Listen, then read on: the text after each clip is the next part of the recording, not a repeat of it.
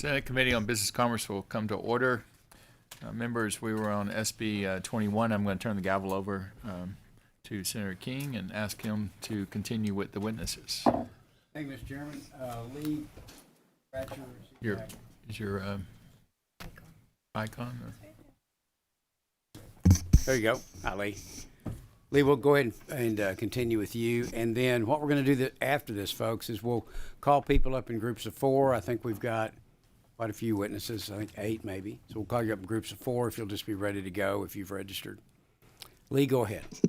My name is Lee Bratcher, representing the Texas Blockchain Council, testifying in support of the bill.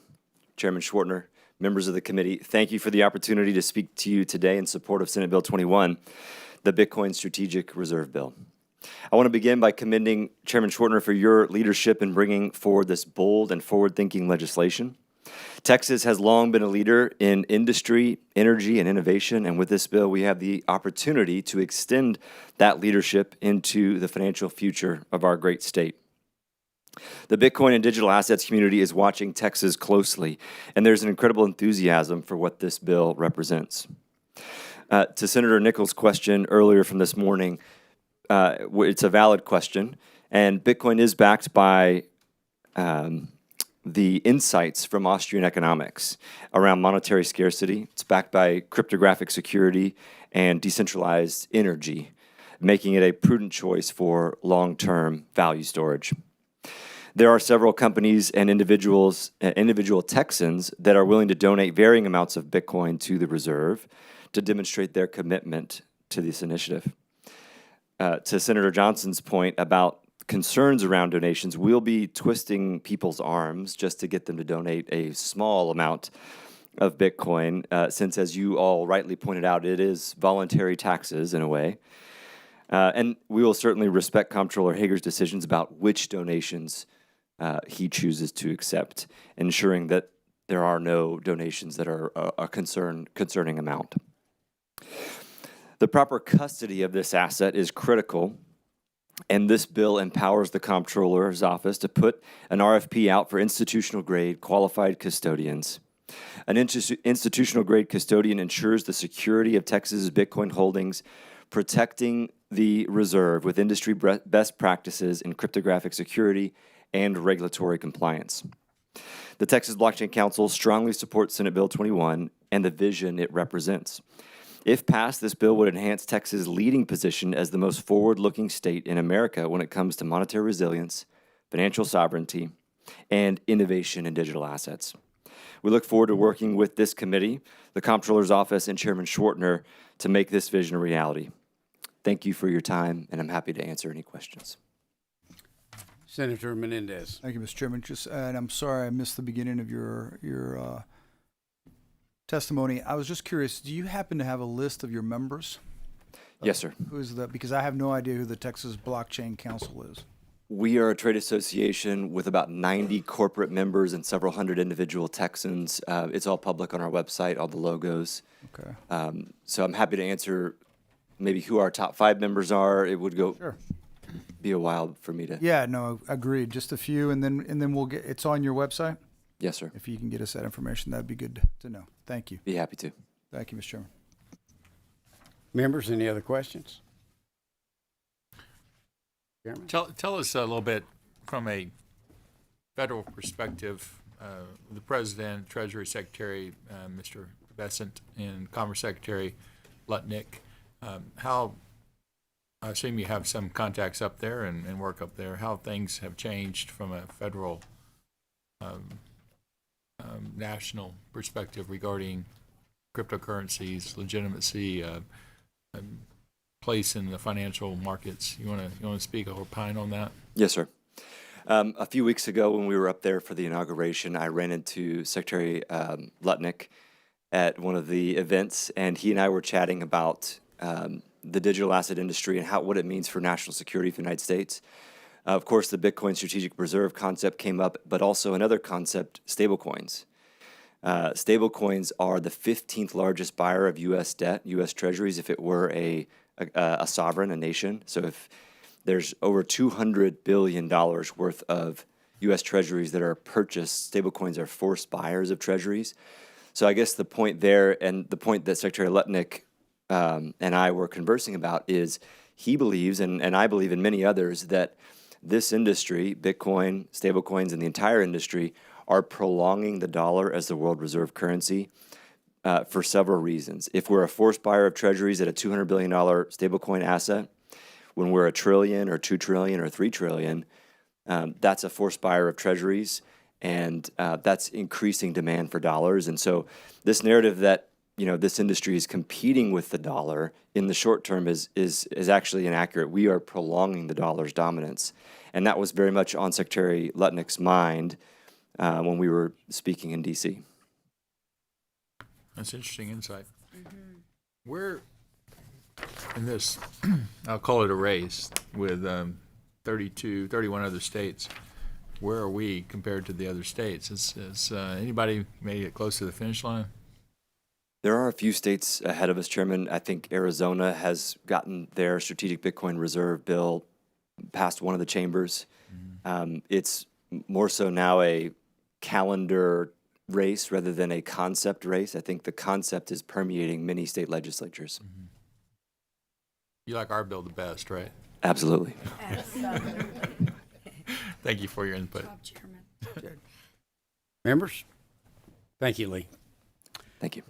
Chair calls, we'll open for public testimony now. Chair calls Sam, oh, it just changed. Chair calls Sam Knight, Blake Burns, Robert DeMarco, and Zach Whitting. Last one up here testifies first. That's right.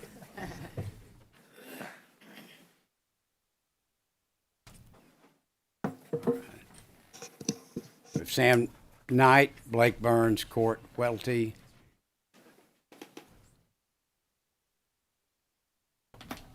There we go. All right. Gentlemen, when you testify, if you would, please tell us your name and who you represent. If you don't represent any group, that you represent yourself. And we're going to ask that you or require that your testimony be limited to 2 minutes. And members, if you don't mind, what we'll do is let all four testify and then see if there's any questions. If that would be all right. And sir, if you, why don't we start with you if you tell us your name? Yeah. Thank you. My name's Sam Knight. I represent myself. I am a background as a tech entrepreneur from. Can you speak, pull it a little bit? Yeah, background as a tech entrepreneur from Tan Parker's district. Married, 5 kids, and been holding Bitcoin personally since 2015. Great questions from everybody. Senator Johnson, you're probably going to get a lot of calls from constituents saying, "Hey, I can answer that."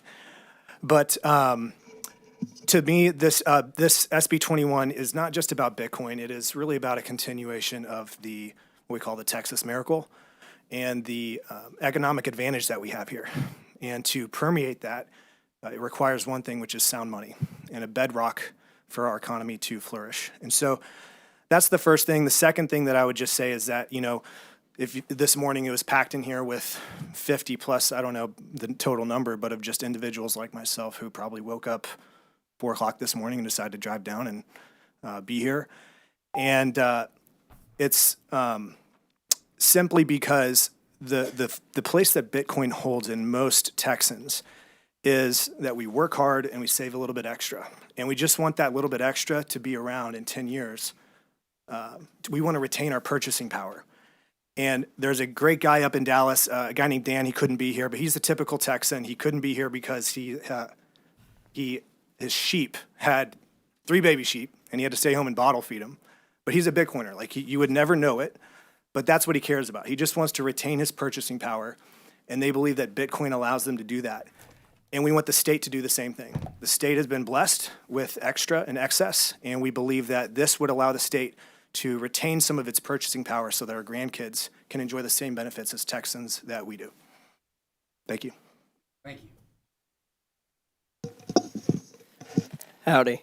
My name is Blake Burns. I'm here representing Intrana Corporation. And what the deal is, when the yellow light comes on, that's 1 minute. When the red light Okay. comes on, that's your 2 minutes. Nice. Okie dokie. So I stand firmly against this bill. I believe that this industry is still not at the stage where we should be considering this for our citizens as a strategic asset. For one, we don't know who the creator is. A lot of the early adoption of this in terms asset was used by criminal organizations. And if we empower to give value to those early quote unquote adopters of this, we are essentially giving power to terrorists. At the end of the day, I do believe tokenization and blockchain are the future. There is so many other real world businesses providing real world value that would make sense in terms of a strategic asset, but Bitcoin, it's legacy technology, SHA, KEKAC, these encryption methods have been cracked, and they will be cracked in the future even further. At the end of the day, I don't believe the consumer protection is here yet. And if Texas, as the trailblazer and trendsetter, sets the standard for this, I believe a lot of people are going to get hurt in terms of seeing other investments in this industry, and there's just not enough consumer protection out there yet. That's it. Good. Thank you, sir. Thank you, Mr. Chairman. I'm Zach Whiting, a policy director at the Texas Public Policy Foundation, and thank you guys for the opportunity to testify for this bill. A lot of things have been said between this morning and some of my folks that have testified already. Just want to emphasize a few points. So, importantly, the creation of the Strategic Bitcoin Reserve is not a new concept for Texas policymakers. Back in 2021, y'all passed HB 1576, which established the Texas Work Group on Blockchain Matters, which I've testified before. One of the policy recommendations in that final report was creating a Strategic Bitcoin Reserve. So that's carrying on sort of the continuity of the work that group did. Second, I would emphasize that an article I read in early February mentioned that there are only 16 states that had introduced legislation on this, and that number has since doubled to 32, indicating that, kind of as Lee mentioned before, that the concept is not the issue. It's the sort of the calendar piece, and so that the Lieutenant Governor prioritized this bill, that y'all are working at this at your second hearing, that it's the second bill y'all are bringing up at your second hearing, I think is good. I think it's good public policy. In terms of the safeguards, I think that many of those things were addressed by the comptroller earlier, that there are a lot of good safeguards built into the bill, but through rulemaking and the discretion on what to invest and how, or if any, as we contemplated, I think some of those safeguards are there. So in total, I think it's a good bill. I think it's another great example of Texas being a forward-leaning, pro-technology, pro-innovation state. I think this is good public policy. I think it's good for our future, hedging against all those volatilities and concerns. And the foundation is very grateful that you brought it forward, Mr. Chairman, and we're very happy to support it. Thank you. Thank you, sir.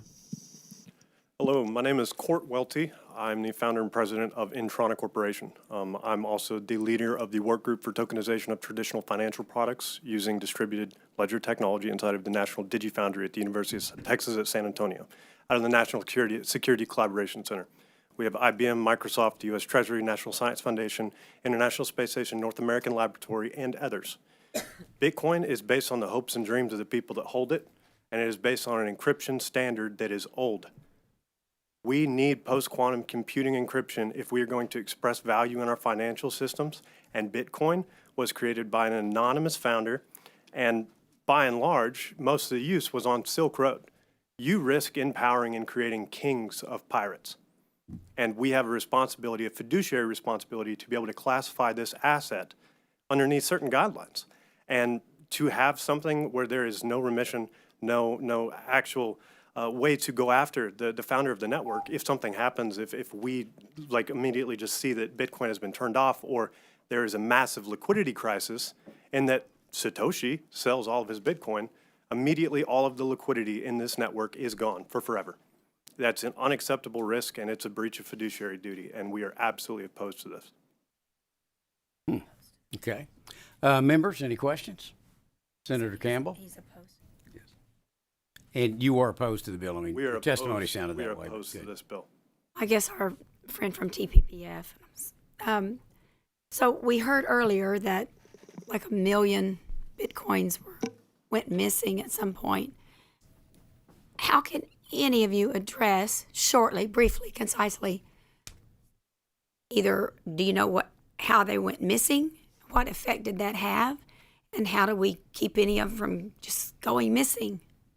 I mean, I feel it's a very important, Chairman, for us to discuss this and set up a structure foundation. I think it's very important. But when you hear the statement, well, 1 million gone missing. It's actually probably a lot more than that. Okay, let him first. Do you want to go first, or do you want to add to it? You go. Okay, so a couple different things I would say is I think the point was made earlier that, I mean, any form of asset, physical or digital, can be stolen. I mean, trucks Without are high. using that reasoning. What's that? Without using that reasoning. Sure.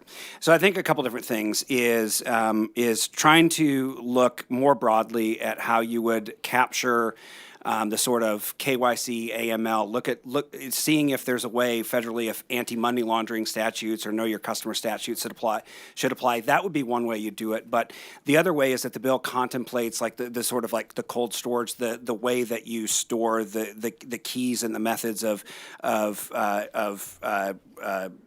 transmitting, the technologies, housing that, I think, safely and securely under the comptroller's office. I think that's one good safeguard that's in the bill. Do we know how they just went missing? Yes, we do. Okay. So it's a great question. In fact, I don't know if he's testifying, but there's a gentleman in the room named Pierre Richard who I think you should ask that question to. He's probably he can remember the that. top industry expert on Yeah. that. He's coming up. Okay, great. So I would recommend All we right. just table that Thank for his And testimony. the gentleman next to you, just briefly. You said there could be more, but Yeah, I mean, at the end of the day, Satoshis, quote unquote, we don't know where those are. But also, as people send this over time, they could have failed transactions, or they send them to the wrong wallet and then they're out and vanished. So they're that actually can just happen. vanished. It's not that a new wallet has it, if you will. It's in a wallet that basically no one controls, and they're kind of into the darkness. Thank you. And just on the end. Yes, ma'am. So in terms of that thievery, if there are assets that are drained from people, there is no way to reverse that transaction. You can try to stop the liquidity conversion, but there is no way for you to pull that back. We don't control that network, and we don't know Thank you. who does. Thank you very much. Thank you, Mr. Chairman. Isn't that the whole point of decentralized ledger accountability? Is no one controls the network like a central bank?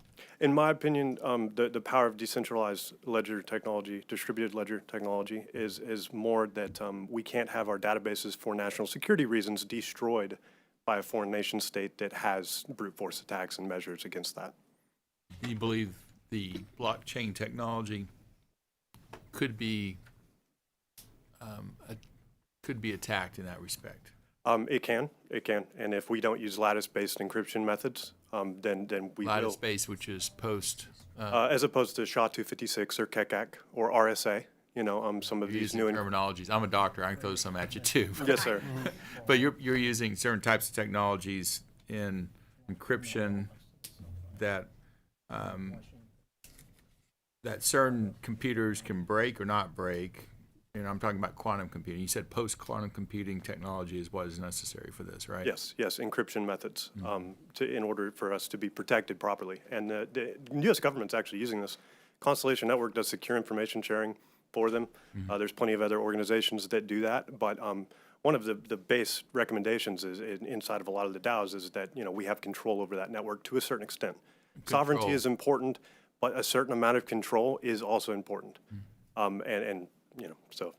Interesting that you there's lots of discussion about, central digital assets and control of the network, et cetera. And there are people strongly opposed to that concept for the reasons of once you control something, you can do with it what you want. Well, Bitcoin is technically controlled. It got 51% attacked by the validators. So if a party or an aggregated party can control 51% or more of the validators, that it can actually choose what happens on that network. What transactions they choose to validate and what ones they don't. Appreciate the input. Other questions? Members? Yeah, Senator Johnson. I think a couple of you raised the point that these networks have been hacked in the past. I'm ignorant on the subject. Can you enlighten us on what breaches we have seen and what we could expect, particularly with the advent of AI on both ends of it, right? You can have AI assisting with the encryption, or maybe not, or with the hacking. What are we looking at? What's happened? What can we expect? Agentic AIs will probably control most of the utilities using distributed ledger technology as that encryption blanket. What's a utility?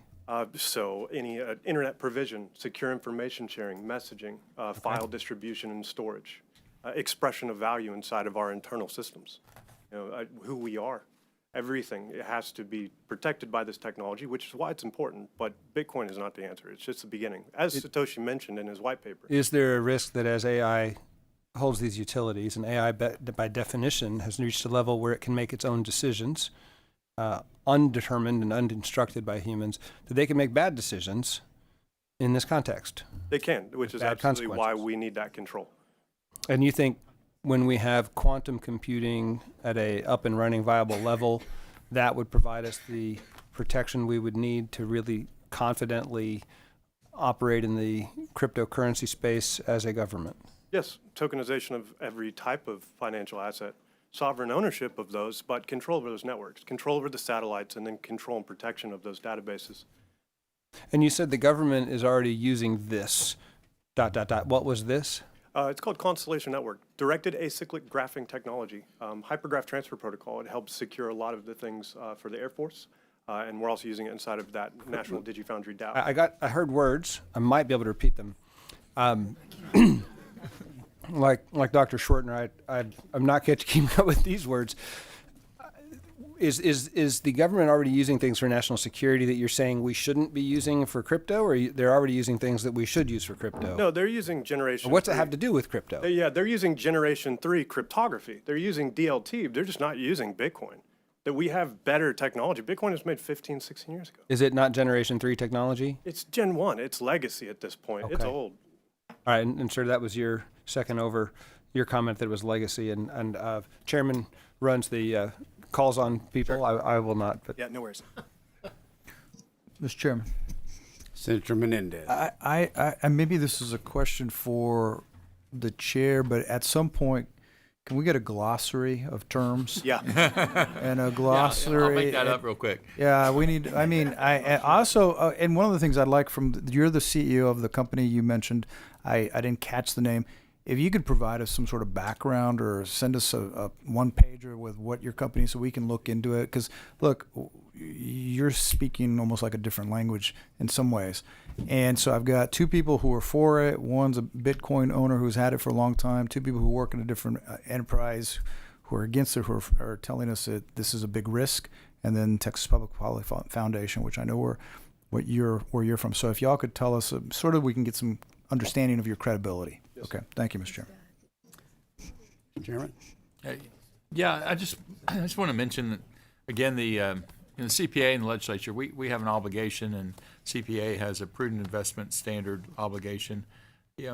What you're saying is very interesting regarding generations of technology, et cetera. The bottom line regarding a broader perspective is that it has been well accepted as a means of currency by the populace. I find it interesting what you're ascribing to, but I also want more information. And of course, the comptroller can or cannot invest based upon the decisions made at any one time based upon information, right? And we can or cannot appropriate based upon information made at any one time as new information comes online. So I wouldn't be necessarily scared of changing technology, the future as being described about the importance of blockchain and decentralization. But I still think the bill is valid, even with the concerns raised by members of the witnesses, is my thought on it. Anyone else want to talk there, I guess? Yeah, go ahead, but usually we ask the question, so. Okay. Could I volunteer myself to answer one thing? Pretend you got to ask a question. I'll pretend I got asked a question by Senator Johnson. I would say also, sir, all of those concerns about like cyber and AI are valid concerns, and I'm confident with some of the bills that we've seen that have been introduced and that will be considered this session on AI use in the private sector, how AI can be used in state government, and some of the comprehensive cyber bills that are considered. I'm hopeful that some of those things will address some of those broader concerns, not specific to Bitcoin as a technology, blockchain as a technology, and the idea of creating a strategic Bitcoin reserve, but kind of as a holistic approach to being a forward-thinking state technologically, but also from a public policy perspective. So hopefully some of those other bills will at least address some of those issues. Well, thank you, panel. We don't always get 2 and 2. That's Yeah. good. Yeah. Not that we understood much of what you said, but we appreciate the effort. Chair calls Robert DeMarco, Cyrus Reed, Alexander Schultz, and Pierre Rochard.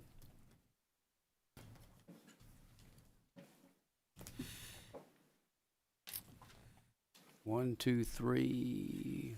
Sorry. More time. Robert DeMarco, Cyrus Reed, Alexander Schultz, Pierre Rochard. All right. We will start again. If you would just tell us your name, who you represent, and your testimony. Again, the yellow light means you're halfway through, and the red light means we're going to politely ask you to stop. So why don't we start with you, sir? Welcome. Thank you. Good afternoon. My name is Pierre Rochard. I'm here to represent myself as a Texan taxpayer voter, voted for Senator Campbell in this most recent election. And I'm here to testify for the bill, for SB 21. Thank you, Senator Schwertner, for introducing this legislation and giving the public an opportunity to testify. It's an honor to be here. I began researching Bitcoin when I was a graduate accounting student at the University of Texas at Austin in 2012. Over the past 13 years, I've written extensively on the investment case for Bitcoin and contributed code to open source Bitcoin projects. In 2020, I invented the concept of a government strategic Bitcoin reserve. Texas should acquire a strategic reserve to hedge against future uncertainty. While the state is currently blessed with a thriving economy, we must prepare for future downturns that could negatively impact tax receipts and existing state investments. Public trust in financial institutions has eroded due to a lack of transparency, but Bitcoin is a unique asset because it is fully auditable. The code is open source. The monetary policy can be independently verified by anyone using a normal computer. The Bitcoin software downloads the entire history of the ledger. Every transaction is checked to make sure that nobody is creating Bitcoin outside of the issuance schedule. And Bitcoin can only be issued through a competitive public mining process, unlike other cryptocurrencies such as Ethereum or XRP. Bitcoin is not dilutive, as there will always be fewer than 21 million Bitcoin, a finite scarcity. The average Bitcoin has been held longer than 2 years, and Bitcoin will continue to accrue long-term value. So now is the perfect time to make a strategic investment. Bitcoin software is engineered to maximize reliability through decentralization. There are no single points of failure. Thanks to this conservative approach to protocol development, Bitcoin continues to stand out as the digital gold of the 21st century. Thank you. Mr. Reed? Thank you. Cyrus Reed, Lone Star Chapter of the Sierra Club, here against SB 21, and I'm going to make an interesting argument. And my argument, Senator Schwertner, is we should not be investing in Bitcoin, which under your bill is the only one that presently meets the 500 billion number, because they use a concept called proof of work, which is very energy and water intensive. And given that we as a state are struggling with our energy and water issues, to then invest and potentially be investing in companies here in Texas would strain further our energy and water infrastructure. And if I have the ability to do this, Girl Scout season is right now. If I eat 4 cookies of this type, I get 10% added sugars. If I do 4 of this type, it's 21 grams. In order to do the amount that Bitcoin uses, I would have to eat 6 boxes full of this to get the same to do the same amount of energy use as you would get in proof of work. Huh? I've actually done that, so. You've done that, and it's not good. It's not good for you. So my point is, we should be using proof of stake like Ethereum, other technologies, or Bitcoin should change their technology because the effect for consumers is so great. Beyond that, my other point is, I don't like that your bill takes away Chapter 2110 of the government code in terms of the protections for an advisory group. I would like to have a more balanced advisory group than is suggested in your bill. We want to make sure the consumer ultimately is protected. And with that, I'll be quiet. And I'm not sure my analogy worked, but read the testimony. It didn't, but if you could leave the cookies, it would help. So I'm happy get to extra leave. points for that. I'm happy to leave cookies with anyone who wants them. Thank you. Sir? Good afternoon, Senators. My name is Robert DeMarco. I represent a company called Novara BBX. I am the Chief Executive Officer of the company. What my company does is perform institutional-grade swaps globally around the world between fiat and cryptocurrency. A lot of big words. Basically, what we do is we help corporations exchange between fiat and cryptocurrency on a global scale, and we are for the bill for Texas for cryptocurrency being added to the state reserve. I pretty much would like to offer myself open for questions because we do this every single day on a global scale. We understand crypto, we understand how to move it, how to trade it, how banks, our customers, our central banks, large-scale corporations, large institutions. The United States is relatively only at about 20% BTC, so the entire world's about to change in the United States as this becomes more adoptive. But the outside world, outside currencies, outside countries are moving this to and from on a regular basis. And it is done pretty quickly. Go ahead. You got 1 minute. And it's done safely. It's done insured. There are a lot of things that are going around the room that are complete misnomers as it relates to crypto transactions. So I open myself up to questions. Great. With that, members? What's going on that's a misnomer? What is your biggest Biggest misnomer is that misinformation? First off, That's what Bitcoin has never been hacked, sir. There's never been hacked. What's been hacked are wallets or security systems or exchanges. Yeah. Those things have been hacked, but crypto itself has not been hacked. The blockchain actually rewrites itself on a constant basis. So we really can't block. There's no history of anybody ever cracking Bitcoin. It's a complete misnomer. So safety protocols, security, insurance, the right type of wallets, all of those things are important and imperative to securing the asset. But as for hacking Bitcoin, that doesn't exist. Not to this date, anyway. But to, Go, Senator Johnson. Thank you, Mr. Chairman. Sorry. To be clear on this point, I appreciate that Bitcoin itself has not been hacked, and the technological edification is warranted for most of us, maybe not all of us. But to be clear, the vehicles by which people held cryptocurrency were hacked. Is that correct? Correct. That has happened over time, and those things are constantly improving. AI is improving, so storage of the coin or the exchange or where it happens is critical, and there is needed for security protocols and processes and the right technology. Thank you. But the coin itself has not been hacked. Senator Menendez? So, quick question: where's the largest store? I saw in Mr. Richard's testimony that there are only, I think, 21 million Bitcoin. Is that what you said? Not yet. There's still about 900,000 more to go to reach the 21 million. Okay. The largest top five, the federal government holds roughly 175,000. BlackRock holds 300,000. 2% is held by MicroStrategy, which I believe is 400,000 and change. Off the top of my head, there's one other one, which I think is Jamie Dimon at JP Morgan. I think he's about 180,000 BTC. What about foreign countries? There are foreign countries that hold BTC across the board. I don't know them off the top of my head, sir. Okay. But they're very easily inaccessible to find out because it is on a blockchain. All right. Thank you. Thank you, Mr. Chairman. Members, any other questions? Senator Campbell. Just a quick question for both of you. So you heard just the comment this morning, 1 million have gone missing of Bitcoin. What do you have to say about that? True or false? Just, is Yes, it just ma'am, 100%. But most of that coin was lost due to through their wallets and things like that? people losing their keys, which there actually is insurance. Lloyd's of London underwrites that now. This is early on, a lot of these coins were lost. There are people who have thrown away their laptop. Or there is a story about a wife who got mad and threw her husband's laptop in the pool and destroyed everything, and they couldn't get their... So then let me ask, is there a recovery of those? Yeah, in today's day and age, And yeah. does it just go back into the supply, or No. somebody owns Once that? Bitcoin is generated and lost, it's lost for good, so it reduces the overall supply. But there are, in today's day, we're talking about, this is old stuff. So this is 16 years in the making. A lot of that technology was older. People didn't understand how to keep their stuff secure, the right wallets, the right keys, and now you can underwrite all of it. Lloyd's of London underwrites lost key insurance every single day. Well, you don't really want to have to pay for doing that, but would you, We do. well, you're a company that does that, but individual investors, smaller investors would be paying extra to have it insured, which, Many of the exchanges, like BitGo, which operates in the United States, offer that freely to all their clients.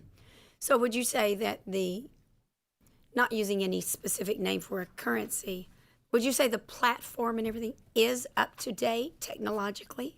I believe technology is improving every single day. I think it's completely up to date. I think it's done safely and securely around the world every single day.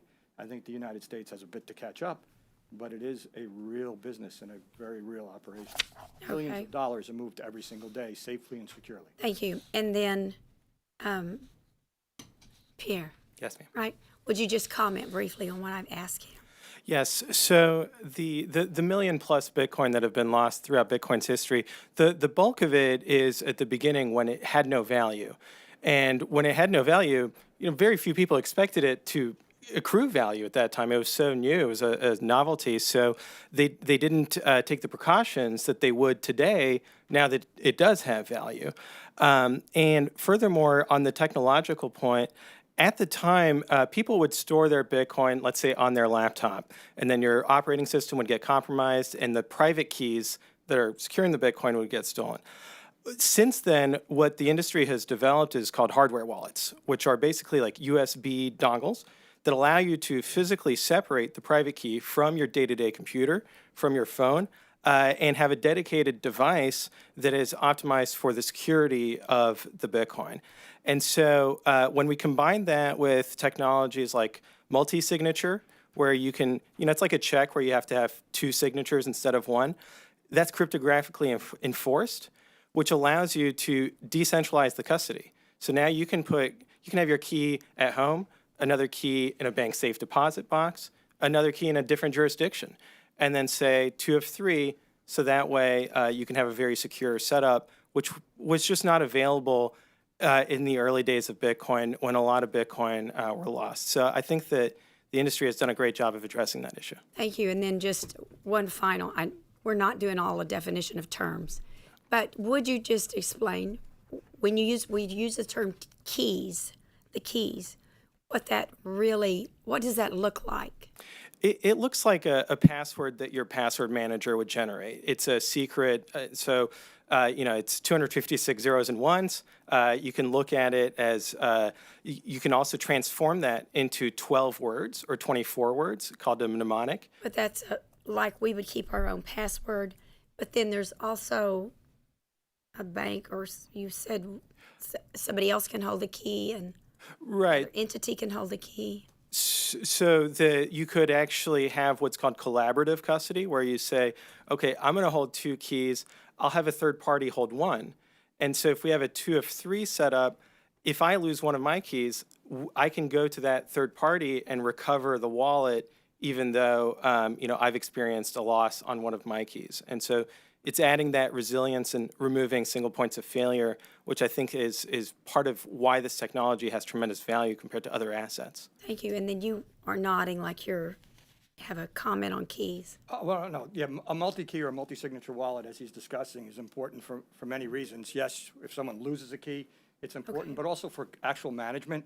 So if you have a committee and that committee is managing the asset, you can set those keys up across the committee, so all 4, all 3, or all 2 committee members must enter their key in order to move that Bitcoin so it is safe and secure. So you can use it in different facets.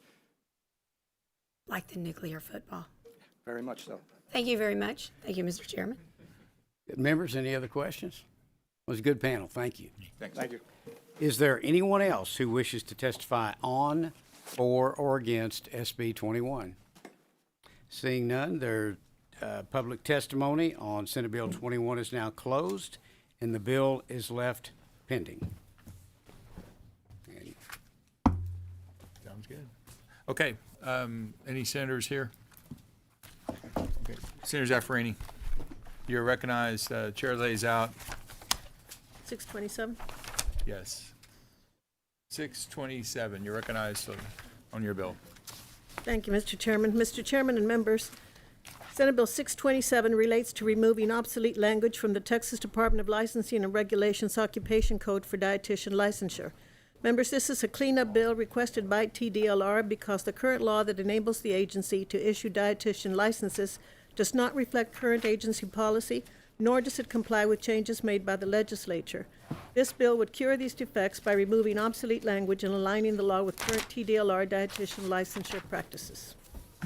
Thank you, Senator. Members, any questions of Dean Zaffarani? Hearing none, open public testimony. Anyone wish to testify? Doug Jennings and Courtney Harbor. They are both on the bill, so y'all don't.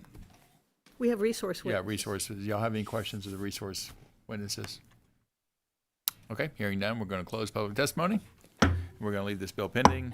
Chair lays out as a matter of pending or of business, Senate Bill 703. Recognizes Dean Zaffarani on the bill. Thank you, Mr. Chairman. Mr. Chairman and members, Senate Bill 703 relates to the criminal and licensing consequences for the commission of certain offenses by massage establishments, massage schools, massage therapists, and massage therapy instructors. Members, this is another cleanup bill requested by TDLR to close loopholes in existing massage licensure law. Related, Senate Bill 703 would strengthen protections by explicitly listing disqualifying sexual offenses for massage therapy licensure, which would ensure clear standards and consistent enforcement. Thank you, Senator. Members, any questions of Dean Zaffarani? Hearing none, we're going to open up public testimony. We do have resource witnesses. We're going to close public testimony and leave the bill pending. Chair lays out as a matter of pending business, Senate Bill 764, and recognizes Senator Zaffarani. Thank you, Mr. Chairman. Mr. Chairman and members, Senate Bill 764 is another cleanup bill, and it relates to the procedure of a hearing by TDLR on the denial of an electrician's license or disciplinary action against an electrician. It simply would cure defects by removing the obsolete language to align current TDLR licensure hearing practices with state law. Thank you, Senator. Members, any questions of the Dean? Hearing none, we're going to open up public testimony. There is a resource witness. We're going to close public testimony and leave the bill pending. Thank you very much, TDLR, for being here. Thank you, Mr. Chairman and members. Senator Campbell, you are recognized on Senate Bill 372. Thank you, Mr. Chairman and members. This is a bill that was just vetoed by the governor in the veto massacre. Passed the Senate unanimously. This bill codifies the Attorney General's opinion that a corporate entity may serve as a substitute or substitute trustee or trustee for the purpose of conducting mortgage foreclosure sales, and that's it. Thank you, members. Thank you, Mr. Chairman. Thank you. Members, any questions of Senator Campbell? Hearing none, we're going to open up public testimony. Chair calls George Lane. Auction.com. Bill's in really good shape. You're recognized. You have 2 minutes. Thank you, Mr. Chairman, members, for allowing me to testify today in support of SB 372 by Senator Campbell. Again, my name is George Lane. I'm from Auction.com. As mentioned, Texas Property Code 51 relates to liens created against real property as enforcement of deed of trust. Although it sounds straightforward, in practice, we've seen some confusion around whether a person, quote unquote, acting as a substitute trustee may be a legal entity, such as a governmental entity or corporation. The confusion arises really due to historical practice in foreclosure sales when you're enforcing deed of trusts, where the law is interpreted as if a person exclusively means a natural person. Many entities therefore operate by listing out a very long list of individual people who could possibly serve in the role of a trustee or substitute trustee, which creates confusion and miscommunication and unnecessary administrative burden. As mentioned, the Attorney General has issued opinion on this matter, and the bill was updated in that manner.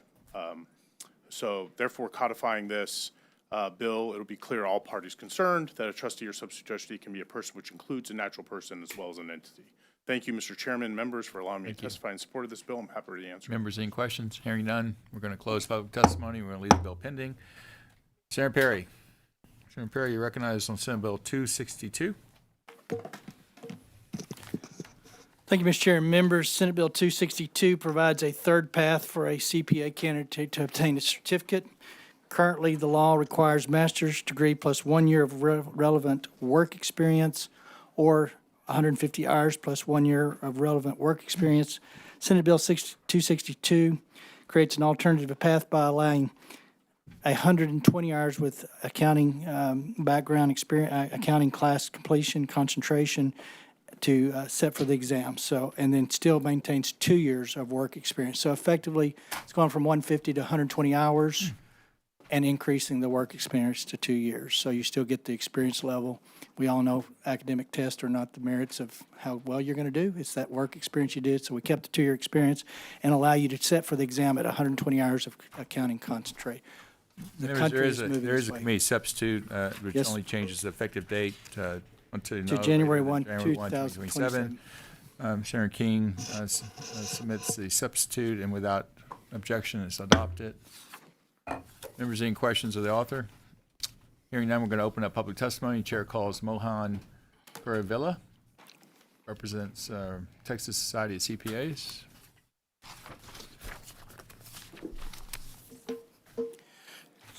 Chair Schwartner, members of the committee, and Senator Perry. Thank you for the opportunity to speak with you about Senate Bill 262 that allows us to address the CPA pipeline. My name is Mohan Kuruvilla, Director of the Masters of Accounting program at the University of Houston and current chair of the Texas Society of CPAs. This morning, I'm here in my personal capacity and as chair of TXCPA and do not represent the University of Houston. The CPA profession has a pipeline issue with fewer people becoming licensed in Texas and nationally. As fewer people enter the profession, taxpayers, businesses, and the Texas economy will be impacted. CPAs play a vital role in the Texas economy.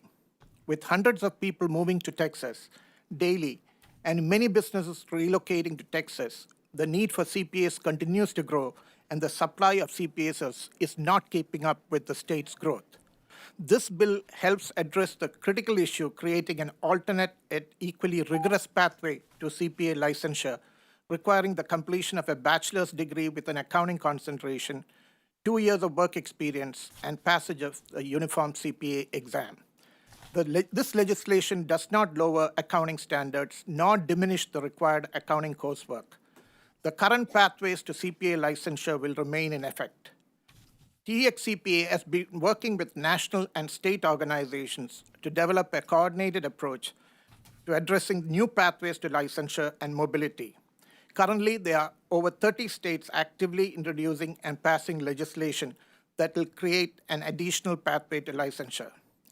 We commend the proposals by Governor Abbott and Lieutenant Governor Patrick to address the workforce development matters across all professions and occupations. Thank you for giving me the time. I'm happy to answer any questions. The CPA Society is for the bill as an organization? Yes, for the bill. Okay. All right. Members, any questions of this witness? Hearing none, we're going to close public testimony and leave the bill pending. Thank you. Senator Perry, you're recognized on Senate Bill 370.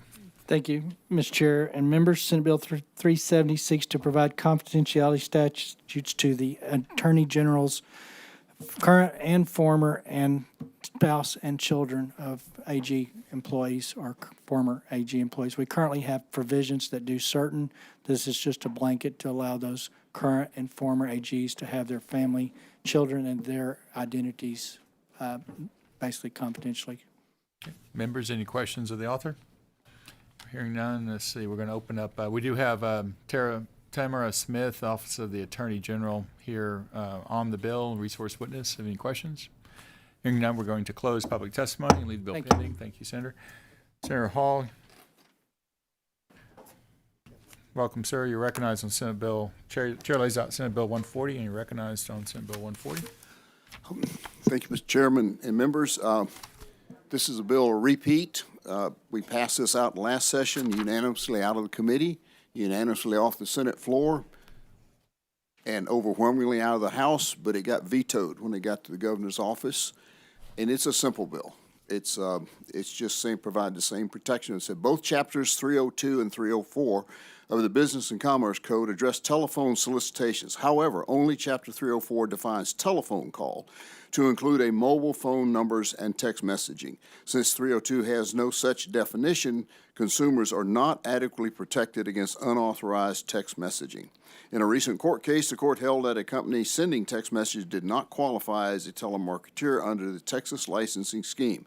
The statute requires companies that make a telephone solicitation to obtain a registration certificate from the Secretary of State, but text messagings are not contemplated in the existing framework. SB 140 simply extends the definition of a telephone call found in Chapter 304 to Chapter 302. Acting as an unregistered seller in violation of the registration requirements is a Class A misdemeanor. And additionally, last session, this bill passed unanimously out of the committee in the Senate. With that, Mr. Chairman, I'd be happy to take any questions. Thank you, sir. Members, any questions of Senator Hall? Hearing none, we're going to open up public testimony. Chair, there's one witness. Chair calls Shari London. I think she had to Okay, leave. she left. So anyone else wants to testify? Hearing none, public testimony is closed, and this bill is going to be left pending. Thank you, Senator Hall. Thank you, members. Senator Sparks. Chair lays out Senate Bill 495 and recognizes Senator Sparks on his bill. Thank you, Mr. Chairman and members.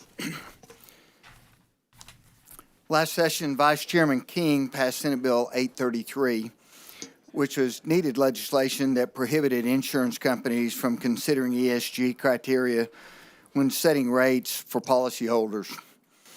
Senate Bill 495 looks to build off of that policy by narrowing the Department of Insurance's rulemaking authority when it comes to ESG policies. The Texas Insurance Code suggests that the Department of Insurance does not have the authority to create substantive policy rules through rulemaking. However, Chapter 36 includes a provision that grants increased departmental authority, stating that the state may pass rules if doing so is necessary to maintain the department's accreditation with the National Association of Insurance Commissioners. Senate Bill 495 clarifies that if the National Association of Insurance Commissioners issues rules or policies related to ESG, Texas shall not adopt or enforce them. Texas has consistently opposed the ESG influence, and by reinforcing our independence from the National Association and other external pressures, we ensure that Texans continue to govern Texas. With that, Mr. Chairman, I'm happy to take any questions at this point. Thank you, members. Members' questions? Senator Johnson? I do have some questions. Senator Sparks, first, this is quite different from the anti-boycott ESG legislation that this body passed a couple sessions ago, because it's not actually barring activity by private financial institutions, right?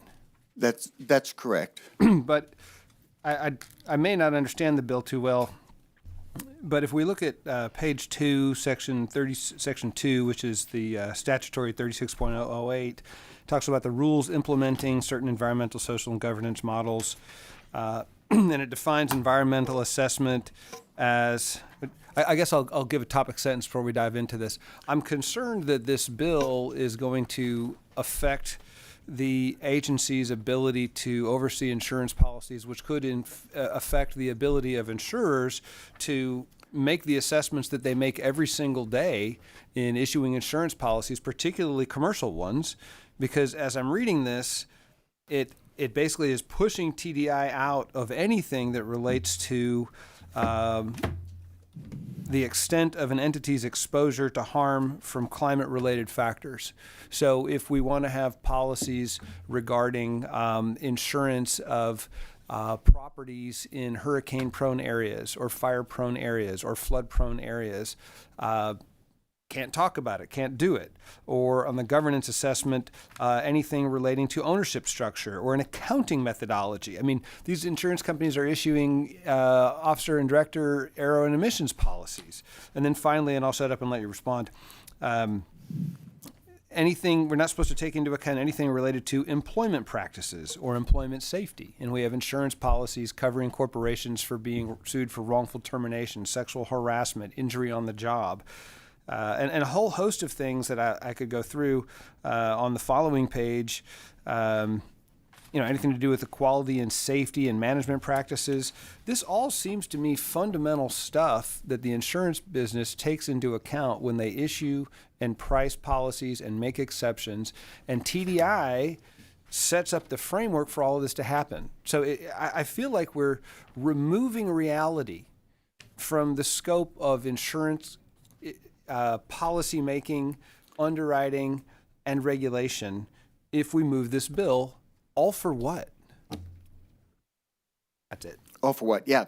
So, I fully expected some of my lawyer friends here to bring up some of this. That's not the way I interpret that. So I don't think it's limiting their ability to take into those things that insurance companies need to look into in order to assess those rates. I think specifically what the bill is going to do is it's going to prohibit them from using, very subjective items like, what the makeup of your board looks like. Different type. So as far as addressing, storms and how they've affected the payments in the past with an expectation of what's going to happen in the future, I think they'll still have that ability. But again, what it is going to do is it's going to prohibit them from using, if the national standard comes out and says, we're going to use XYZ, that has to do with, the way they govern, then it would prohibit that. So is your main goal, Senator Sparks, my friend, to ensure that these national governing bodies don't impress their new policies or force their new policies onto the functioning of the Texas Department of Insurance? That's correct. That's the overriding purpose of this? That's the goal. That's the overriding purpose of this. And, if there are some things that you specifically have on that, I'd be happy to sit down and work with you to make sure that we don't prohibit or we tie the hands. The idea is not to tie the hands of the insurance companies. The idea is to make sure that the national policies don't push into Texas that necessarily disadvantage Texans and Texas corporations. And what is the accreditation consequence we would face if we have a showdown here on this issue? One, I feel like the likelihood of the accreditation thing coming against Texas is not highly likely. But I would add that, Texas, as the 8th largest economy in the world, I think if there's a fight that needs to be had there, Texas may need to be the one that takes that fight on. And finally, do we have anyone from TDI here? I was about to suggest we get. We do have a few experts. Chair calls Jamie Walker from TDI, and anyone else from TDI? Is the commissioner here? Commissioner. Okay, and your state your name and your position, just so we know. Jamie Walker, resource witness from TDI, testifying One on the second. bill. Any other questions of the senator first? Can we go to we'll go to TDI. Senator, thank you. Well, you can stay there if you'd like, or go ahead. I'm just here to answer any questions. I have a few questions. Okay. There's TDI, there's the National Association of Insurance Commissioners, NAIC, right? Correct. And of course, the commissioner is part of that organization, right? Yes. Okay. And there are certain standards and ways of doing things that are discussed as an organization at NAIC that are sometimes adopted, sometimes not.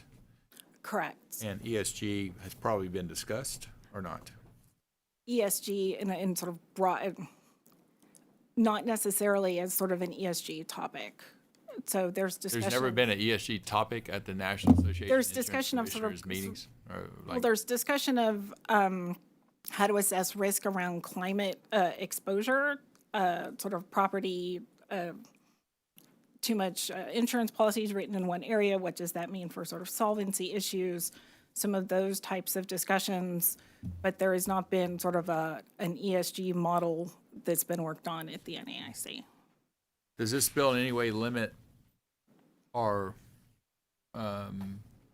prevent the Texas Department of Insurance Commissioner from implementing standards and rules specific for the state of Texas regarding insurance products? Sorry, I just want to make sure I understand the question. Does the bill limit the commissioner's authority to implement rules concerning insurance products specific to the state of Texas? As written, the language on governance assessments is quite broad.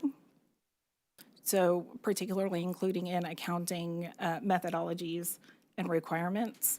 And that is one of the accreditation standards that we have, that we need to sort of conform to from a national standards for consistency purposes. So that particular provision is Where is that challenging. in the bill exactly? So if you Under look governance? Page 2, line 18. So that's the description of governance assessment, and then the requirement goes back up to page 1, the section that starts on line 18, where it talks about the commissioner may not require an insurer to comply with blah, blah, a whole list of things, and including an accounting standard that is not expressly Y'all authorized by routinely statute. require insurance companies to comply with accounting standards adopted by the National Association of Insurance Commissioners? We have a rule that requires compliance with the accounting practices and procedures manual as adopted by the NAIC. Yes. And NAIC is only open to state commissioners, is that right? Do you know? The membership is the states and the territories. States and territories. Now, do all 50 states and all territories participate in NAIC? I am not aware of all of the members, but I know it's open. Is to the all. Department of Insurance subletting their rules and oversight to the NAIC? No, No. no. Okay. Members, other questions? Yeah. Go ahead. You cited the methodology. You have similar concerns about limitations on considering the entity's exposure to harm from climate-related factors? Not as it would affect sort of accreditation generally, which is the area that could cause the most disruption in the Texas market. So we realize that because this is just rules that we can adopt related to that, not affecting what insurers could do themselves. I don't want to burn up too much time, but I confess I don't quite understand how this legislation will affect your ability to govern the private insurance market. It seems very, very, very broad. And Senator Sparks, I can appreciate there's a phrase in this in the bill that this applies only to, I can't find it at the moment, standards that are developed across multiple jurisdictions or something like that. It's kind of Texas-centric.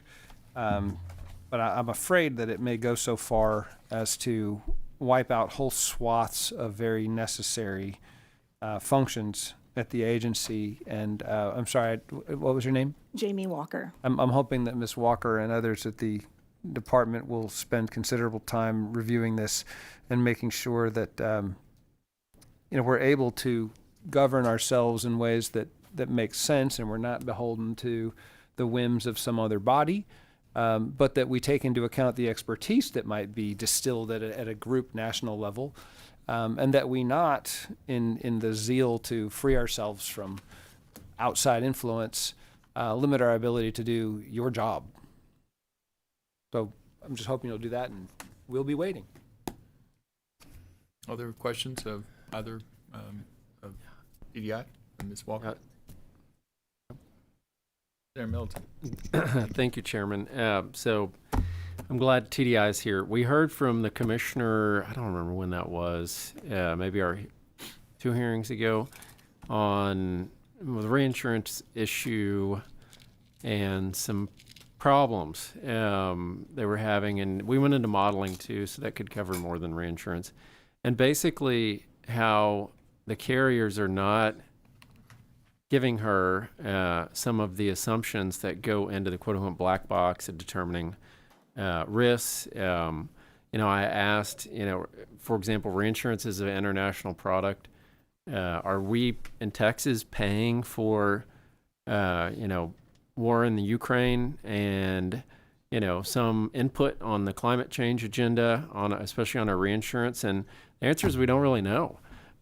So I think this is a good bill for that because it forces them to look at that and tell TDI whether or not they're doing that. Right now, they're not telling TDI that. We don't know. Some do, some don't. So basically, the commissioner said some carriers would provide her that information, some would not do it on the inputs going into the modeling and how they build their model and what the assumptions are and all the various things that go into that. But some don't. And so we don't know. In other words, our premiums could be higher in Texas because of some Green New Deal inputs that are going in there. And we shouldn't be paying for that in the state of Texas. And I think that's what Senator Sparks' bill hopes to address. Why would we, if we do adopt these international standards, I can only think of one thing that could happen. It would raise premiums. So Texas taxpayers would probably pay more, if we don't address this now. And we're just hoping that we have, fair, actuarial fairness in determining these premiums. And I think that's what, this bill seeks to address. And I hope that the carriers will be more transparent about what's going into their modeling, especially on the reinsurance side, because they're not all transparent right now. So that's something that I hope TDI will continue to look into. I hope the carriers provide that. But if they are doing these things that we're concerned that they are doing under this bill, Senate Bill 495, would fix it. That's the goal. So thank you, Senator Sparks, for bringing this here today. And Thank you, Senator. Members, other questions? one last comment. Yes. I don't want to step in front of anybody. Again, I'm concerned about this legislature's commitment to free markets. If there's a theory coming from my good friend to my left here, not politically left, but just seated to the left, that insurance companies are more interested in woke green policies than they are in making money by pricing their policies appropriately, I would be astounded. And if we're really trying to make sure that the free market produces insurance policies that are actuarially profitable instead of just being woke, I'm surprised to hear that from a legislature that prides itself in believing that free markets make good decisions. Other questions? Thank you for the discussion. With that, we're going to open up public testimony. Chair called. There's 4 individuals: Tom Glass, Adrian Shelley, Jason Isaac, and Larry Lindenschmidt. Hello, Mr. Glass, constituent. Welcome, sir. State your name again. Sure. I'm Tom Glass. I lead a group called Texas Constitutional Enforcement, and we support this bill, both myself personally and the organization. The big picture here, I think, was framed properly by Senator Sparks, which is these are big constitutional issues here. This is who runs Texas, and the motto of my organization is "Let Texans run Texas." Okay. The other issue that's going on here is how much authority does the administrative state have versus the authority that this body has. At the national level, we're seeing all sorts of realizations that the administrative state has run amok and done things that the legislators and certainly the people don't want. And I think that that's another thing that's going on in this bill. When I heard the question asked of the Insurance Commission about whether or not automatically implementing everything this national organization does into regs of Texas law, and the question was asked, does that impact it? My answer is, you bet it does. Essentially what we are doing when we say whatever this national organization does gets put into regs in Texas, we have abdicated this body's responsibility and the people of Texas' responsibility in running our state. We've turned it over to bureaucrats nationwide. And I don't think we should be doing that. Now, in terms of what does it mean in terms of climate versus other things, I mean, climate is a dog whistle to me. Climate is very different from weather. There's a whole big different. Climate means, in the parlance of today, by the globalist elites that are trying to push this on Texas through surreptitious means, which is what we're trying to stop. What it means is they're going to do a model and to project into the future that things are going to get worse and worse. Weather means you look at historical records and you make your actuarial stuff based on that. Thank you, Mr. Yes, thanks. Go ahead, sir. Mr. Lynch. Thank you, Chairman Schwartner, Vice Chairman King, distinguished members. I'm Larry Lennon-Schmidt, speaking as an individual. I'm Executive Director of the Hill Country Institute, a faith-based Christian nonprofit, and I volunteer with the Citizens Climate Lobby, along with 11,000 other Texans. Thank you for this opportunity. Texas faces an unprecedented crisis in property and casualty insurance. Carriers are leaving the state, reducing coverage, raising deductibles, declining coverage in parts of the state, and raising premiums. Increased rates and reduced coverage from private insurers will exacerbate the cost of insurer of last resort options in Texas, the Texas Fair Plan and TWIA, which will cost taxpayers dearly. During the interim session, Commissioner Brown reported 4 carriers officially left the state during 2024. The Fair Plan reports their policy count is now 96,882, up from 72,600 in December 2023. The primary goal of insurance regulation should be to encourage insurance carriers to continue underwriting policies in Texas using industry standard best practices. In the interim section, an insurance industry spokesman reported premiums charged covered 97% of premiums paid in the last 20 years. Although it's very expensive, it strains our budgets, insurance companies are not gouging Texas with rate increases. They're simply trying to cover their costs and achieve the industry standard practice or goal of covering claims through premiums charged and creating their income through investing the proceeds of premiums before paying claims. The increasing rates are driven by extreme weather fueled by climate change, rising inflation and labor expense, supply chain disruptions, and increased cost of reinsurance. Does this bill help address these core issues? How will this bill help Texas achieve lower insurance rates when we already have premiums which have not met the cost of claims paid? How will this bill help retain insurance in the Texas market? Do we want to be like California, where overregulation and failure to allow rate increases has destroyed the private market and led to the overextension of their Fair Plan? Please alternatively consider establishing a fund modeled on SWIFT to upgrade Texas homes to meet the extreme weather challenges of our time and enhance building codes to improve our insurance claims. Thank you very much. Mr. Shelley.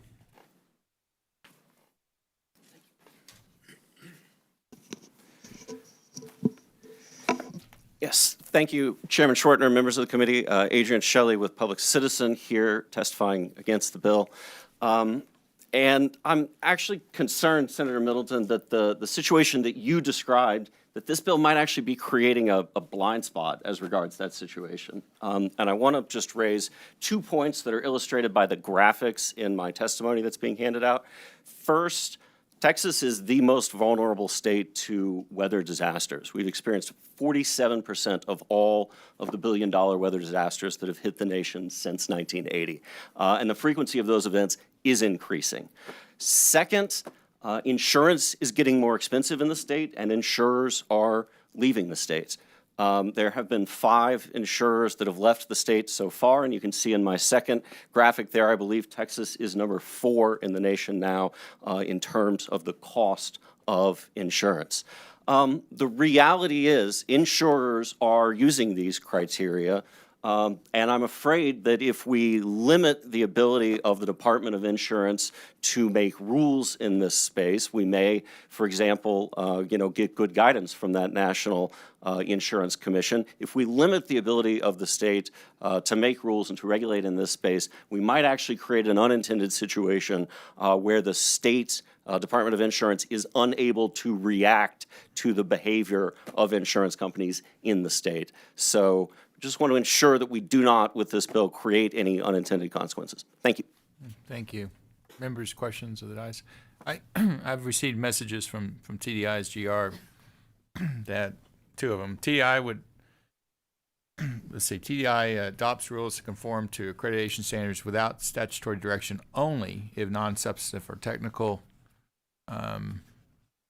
TDI would violate statute if attempted to adopt substantive changes without notice to legislators. So they're saying they don't adopt standards that are non-substantive or standards that would be substantive or a change of policy. I find it interesting, this statement by NAIC in the information you presented that basically says they prohibit, does not anticipate developing regulatory policy to require or prohibit insurance companies from adopting ESG policies that govern insurers' underwriting. However, we have extensive work underway on climate risk, race and insurance, corporate governance, and other related factors to the extent they directly pertain to our responsibility to protect policyholders and supervise the financial health of insurers. So they're not going to adopt policies, but they're going to work on these other areas. Is that basically what they're saying? Thank you, sir. It's exactly my point. Yeah. And when was that adopted? That statement, I want to say it came out last year. I'm not intimately familiar with it, was just looking around on the agency a couple days ago and found that. I'd be happy to share out that full statement with the members of the committee. Yeah, I'd like to see it. I'll do that. I find it interesting. There's ESG could be in some ways interpreted as climate risk, race and insurance, corporate governance, et cetera. Not correct? Yes, sir. Certainly. Yeah. Okay. That's confusing, I guess, would be the word I'd use, if not contradictory in their statement. Am I wrong? That may be, sir. I'm not sure. Okay. All righty. Sounds good. Any other questions of this panel? Jason Isaac, is he here? There he is. All right. Do y'all mind one of y'all giving up your seat so Mr. Isaac can testify? Y'all are excused, actually. Thank you. My fellow colleague came in with me in the house. How are you, sir? Classmate, yeah. Classmate. Thank you, Mr. Chairman, members. Jason Isaac, founder and CEO of the American Energy Institute, in support of Senate Bill 495. We are a trade organization that represents American energy companies that unabashedly support free markets and oppose political agendas, things like ESG, DEI, decarbonization, net zero. The list goes on and on. Senate Bill 495 is critical to ensuring Texas retains control over its regulatory framework for insurance. This bill would continue Texas's leadership in safeguarding our state's economy from undue external influence. And the bill would avoid standards from being placed, even those standards based on a political agenda, from being incorporated by reference. So we are in support of Senate Bill 495. I've had the opportunity to testify in front of Congress numerous times on the issue of ESG, and I've been studying this over the last 6 years before I knew it was ESG. Companies that I represent in our trade organization have been discriminated against by financial institutions and insurance companies alike. So we are certainly in support of Texas remaining and keeping its sovereignty here when it comes to regulation of insurance. Thank you, sir. Members, questions of Mr. Isaac? Okay, hearing that, we're going to close public testimony. Senator Sparks, any closing comments? Yeah, I would just say, it's not the intention of the bill to, in any way, limit the ability to create good policies for the insurance carriers. And so be happy to work with you. I did note the accounting part probably warrants looking into to verify that we don't create an unintended situation with that, but happy to work with you on trying to make sure that this is a clean bill. And thank you, Mr. Chairman and members. Thank you, Senator. Appreciate it. With that, we're going to leave Senate Bill, which bill is it there? 495 pending. I'm going to pass the gavel to Chairman Nichols and ask him to recognize me on the final bill, Senate Bill 842. Okay, Chair lays out Senate Bill 842 and recognizes Senator Schwartner to explain the bill. Yes, TDLR brought forth a problem with their combative sports area of jurisdiction and regulation with the inability to really retain ringside physicians, which are required for those for that sport, and so this bill addresses that by clarifying that a ringside physician is immune from civil liability arising from any action performed within their scope of practice, unless that action constitutes gross negligence. Every combative sports event licensed by TDLR is required to have an assigned ringside physician. With the growth and popularity of these events, the need for more ringside physicians has grown. Recent reports show that physicians are reluctant to sign up to work combative sports events due to the lack of protection from liability. This bill seeks to improve the recruitment of ringside physicians by allowing them to ensure the safety of fighters without fear of frivolous lawsuits. Thank you. I'll be happy to answer any questions about it. Members, any questions of Senator Schwartner? If not, We'll open it up public testimony on Senate Bill 842. I can't read that far away. John Metlock, Courtney Arbor. Those are TLR. Luis Chapa, I think, is who you actually probably want to call. Luis. No? Okay. Nope. Y'all are just TLR, Good right? afternoon. That's right. We're just here as resources for any questions. Okay. Members, does anyone have any questions? Yeah, just explain real briefly to the dais the concerns about the recruitment. It's been an issue in which there have been maybe some frivolous lawsuits and TLR, were there canceled events? What's going on exactly? I also have Chris Ressi here, who is the Director of Compliance and oversees that team. If he's registered for this one, I would love for him to join me. It's just as you said, Chairman, again, Courtney Arbor, Executive Director, it's just as you said, as the number of events grows, we need more ringside physicians to be there, and they've made comments to us, and we've heard from other physicians who would not like to participate that it's because of this. They would like immunity from civil lawsuits because they're having to make decisions very quickly. They're under a lot of pressure, and they're doing a great job, but there's a concern for them working at these events due to the way the law is written, and so this would help with that. Please go ahead and state your name for the record. Yes, Senator. My name's Chris Ressi. I'm the Director of the Field Inspections Division for Texas Department of Licensing and Regulation. Does the regulation require an ER doctor there at ringside? What is it? It does, Chairman. So currently our rules do require 2 ringside physicians to be present at each combative sports event. Yeah. This is for many reasons. One, if they were back in the back room suturing or something like that, we need to have a physician for those bouts to continue. And this is boxing as well as what is it called? Luckily not professional wrestling. No, Chairman. But it is boxing. It is MMA, mixed martial arts. MMA It is also what I meant, includes, yeah. oh, yes, absolutely. Kickboxing and Muay Thai as well. Okay. All right. Thank you. Any other questions? All right, go ahead. Thank you, Mr. Chairman. Can you give us a sense of how many lawsuits have been filed? 0, actually. 0. To my knowledge, Senator, we have not received any lawsuits because of it. However, this is more the hesitance that the physicians have to participate in this for fear of it, especially when you look at potential earnings of some of these large fighters, $10 or $20 million purses. And can you shed light on why there are the requirements for 2 physicians to be there? Absolutely. So during these combative sports events, it's the same thing with 2 paramedics if possible as well, because for these bouts to continue, we need to have a physician there to make the call if something comes up, whether it's a egregious cut or something like that. They need to make the determination if that fighter is safe to continue or not. And so oftentimes these physicians will also have to do sutures in the back room. And if they're doing that, we would have to hold these live events until they're able to get back ringside to make those calls. And how many live events have been canceled because we haven't had the ability to secure 2 physicians? None. We do have about 70 physicians that are available here in the state of Texas.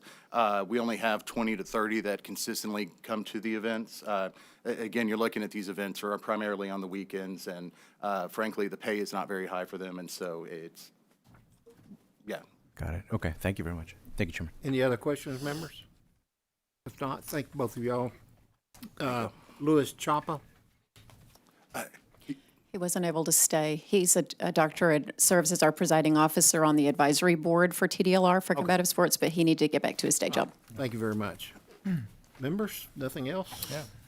Yeah. There being no one else testify on Senate Bill 842, if not, we'll close public testimony and leave the bill pending. Thank you, members. And with that, we're going to recess the Senate Business and Commerce Committee subject to the call of the chair. Thank you.